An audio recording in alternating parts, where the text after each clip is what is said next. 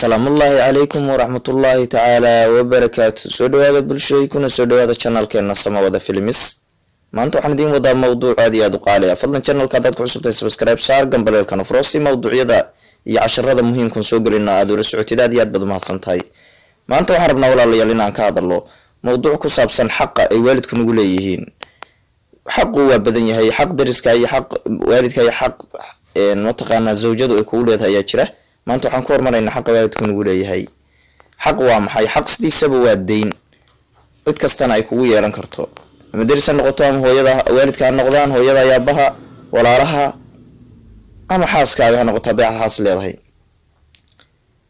okay, xaqu sidiisaba waalidka ayaan ku hormaraynaa, weliba hooyada ayaan kusii hormaraynaa. waalidkoo kale xaqnimo badan yahay, hooyada iyo aabaha. hooyada ayaa xaq badan.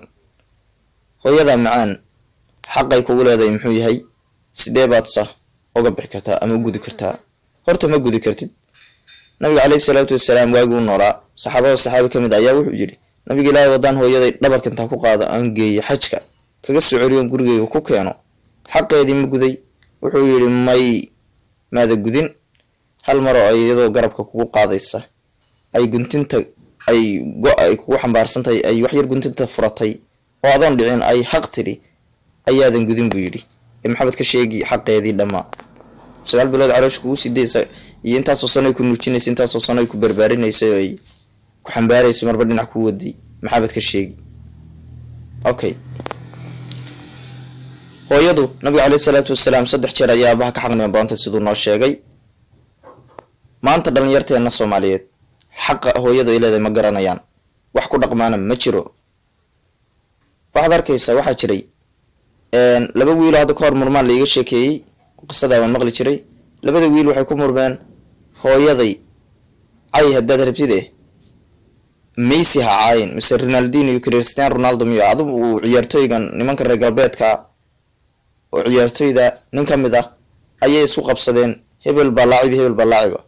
markaasaa wuxuu yidhi mid hebel naga tag, hebel maxaa laacibnimadu xaggee joogtaa? wuu caayay adu yacni. markaasu wuxuu yidhi waraal ma caayi kartid. markaasu wuxuu yidhi war hooyada saa iyo saa ku sameeya waan caayaya naga tag. hooyada caaya haddaa rabtid, laakiin mar dambe hebel ma caayi kartid buu yidhi. walaadan ku dhaarshe hooyadiis iyo gaal xunoo ilaahayba ka furtay keebaa u wanaagsan ma garanayo. xaqa hooyadunsa garanayn waan loo dhigin ninkaasu. tarbiyadii baan loo wanaajin. hooyadu xaqay leedahay baan loo sheegin, aabuu xaquu leeyahay baan loo sheegin. xaqa ay ku leeyihiin iyo ixtiraamkii sharafta ay ka mudan yihiin baan loo sheegin waalidka. sidaa awgeed waa gartiis inuu marka Messi iyo hooyadiis ay Messi u qaalaysanaado. waa Messi yiri iyo ma aqaan Ronaldinho mid ahaa yiri inta muslim ay taageero ay Roma ila jooga ayaa iga qaalisan ama iga fiican. maxaad ka taageeri? ajar ku heli Messi. waa gaal, kuma oga, kuma ixtiraamo, waxaa tahay ma oga, isku diinna ma tihiin. ay aad og tahayoo weelka hadduu afka gashto loo tuuro ama 7 jeer la dhaq lagu yidhi ayuu kaa jeclaaday oo hoosta gashaday, adigana waa ku fogeeyey. xuquuqul insaanka xitaa ma fiirin ay reer galbeedku sheegan jireen, oo xayawaanka iyo bini aadamka waa u kala duwan yihiin, oo dee xuquuqul insaan wax la yidhahdo bay aaminsan yihiin. xitaa muusa fiirin, ey buu kaa qaalisanaysay. sidaa awgeed maxaad ka taageeri? hooyaday cay, laakiin ha caayin hebel. taasu waa daciifnimo, waana tarbiyad xumo. la sayaabi mahaye, marka horaa la rabay ninkan in la tarbiyeeyo. okay, fadlan hooyada xaq ayay kugu leedahay. 9 bilood ayay caloosha kugu waday.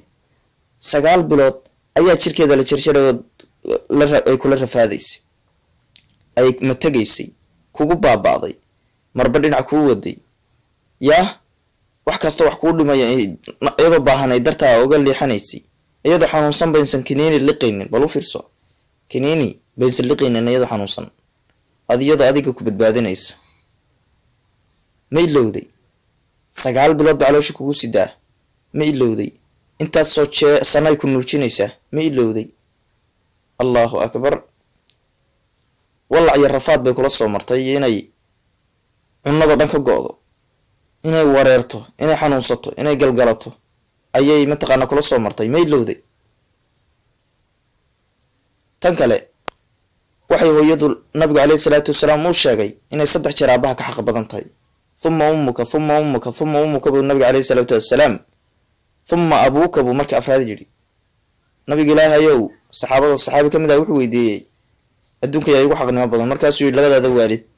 markaasuu yidhi yaa sii kala xaq badan, markaasuu wuxuu yidhi hooyadaa. 3 jeer buu yidhi hooyadaaba xaq badan, hooyadaaba xaq badan, hooyadaaba xaq badan. marka afraad buu wuxuu yidhi aabahaaba xaq badan. hooyadii sidaa ahayd baa gaal dhalay lagu doorsanayaa oo laleeyahay hebel cay, laakiin hooyaday cay laakiin hebel ha caayin. waalidkan waa kuwiina soo barbaarsha la-aantood adduunka meena imaadeen. kuwii ka dambeeyey way maanta inaanu qeyrkeen la tartanno. waa kuwana garab taagnaa ilaa yaraanteeni, inagoon dhulka xitaa dhinac isku rogi karin, indhaha kala qaadi karin. kuwii indhaha noo kala furay wey, kuwiina soo barbaariyey, qarashkoodii, maalkoodii, waqtigoodii iyo hantidoodii noo huray. waa inaad markaasta ka warhaysaa waalidkaagu booska uu kuugu jiro iyo faa'iidada uu kuu leeyahay. aabbuhu waa ninka dhiigaaga iyo dheecaankaaga leh. waa ninka dhib haddaad geysatid loo doonanayo. waa ninka haddaad maanta meel dhib ka geysatid oo aad iska tagtid ama aada dhuumatid laguu dilayo. utun iyo dhibaad adigu geysatayba dartaa loo dilayaa. ma garat? fadlan xaqa uu waalidku nagu leeyahay waa inaan garanaa. qiso yaro hadda ka hor aan taagnaa meesha ay ka dhacday ayaa waxay ka hadlaysay. waxaan ka yaabay wiil yar ma yara, nin weyn weeye, adin raggaa 20 ah gaaray ah iyo hooyadiis ayaa ishadal dhaafay, ismaan dhaafay. su-aalaha isku maan dhaafeen waxaa ka mid ahaa wuu amar diidu sameeyey. amar diidad markuu sameeyey waxay tiri waryaa miyaan xaq kugu lahayn, maxaad ii amar diidaysaa? wuxuu yidhi aduu imaada soo korin, horta hooyadii bay soo korisay. xaqna waxaad igu leedahay 9 bilood ood calooshii igu sidee. 9kii bilood haddaad ii daba taagan tahay xisaabso waxay lacag noqotaan ku siinayaa. berilaam ku dhashay haddii loo xisaabi lahaa oo la dhihi lahaa 9kaa bilood bil kasta xambaaristii, quudintii, ilaalintii, rafaadka ay la martay bil kasta xisaabad dildhila adduunkanba wax gooya lagamaba helo. wuxuu yidhi xisaabso anaa ku siinaya waxay qarash ahaan noqoto. allahu akbar. ma hooya hadalka la dhihi karaa? ma hooya qof damiirle hadalka u quuraa? ma hooya hadalkaas xitaa dibnahaaga ma soo marin kartaa hadal noocaa u eg xitaa iyo hadal celintoona? ilaahu rabbi oo caasaa naga dhigin. inta caasigaana allaha soo hanuuniyo, inta waalidkood ku afcelinaysa allaha soo hanuuniyo. waxaan dhammaantiin idiin dardaarmay asxaabay waalidkiin laga warhayo. waalidkaa da-day noqon karaan. waxaa kaloon taagnaa qiso ogsoonow dhibta aad geysatid oo waalidkaad u geysatid inuu ilmahaaga kuu geysanayo. nin ayaa aabihiis iyo asagu isdirireen, hadal bay isla gafeen, waa dagaaleen. markay dagaaleen butoorey aabihii ku dhuftay. odaygii ilaahay maqaadiirtiis ma dhiman, waa la badbaadiyey. ilaah baa badbaadada leh. ninkii waa caafimaaday. markuu caafimaaday odaygii muddo badan uu joogay kadib baa ninkii uu aabaha u ahaayo hawsha nabarkan gaarsiiyey iyo xaaskiisaa diriiray maalin maalmaha ka mid a. anu marka qisadan dambaan joogay oon ka warhayey. markay diriireen buu islaantii hoosta marsaday.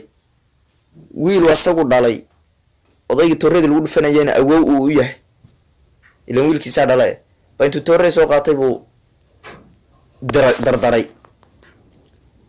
kow lalama soo rogin, naftii sidii bay kaga baxday. ogow geedka aad beerata mirihiisa ayaad goosanaysaa. waalidkaa laga warhayo, xaqa waalidkaa laga warhayo, hooyada xaqeeda laga warhayo. hooyadu inay sii xaqnimo badan tahay waa nabigeena noo sheegay calayhi salaatu wasalaam. aabuhuna xaq buu idinku leeyahay, laakiin dhibta ay hooyo in maha la marto aabuhu lama maro. wajazaakum allahu khayran jazaa wa axsana ilayk. dhammaantiin waxaan idinku codsanayaa channelkan inaad ka warhaysaan, subscribe-ta iyo gambaleelkood furataan iyo like-tii sheerta. waxaasoo dhan lacag idinkama gadnay. waxaad idinka gadan tahayna waa wax yaroo sintiyaalehe, culays idinkuma haysee iska sii daaya. saa muuqaalada kaleetaba waad iskaga daawan lahaydeen. wajazaakum allahu khayran jazaa wa axsana ilayk. wasalaamu calaykum waraxmatullahi tacaala.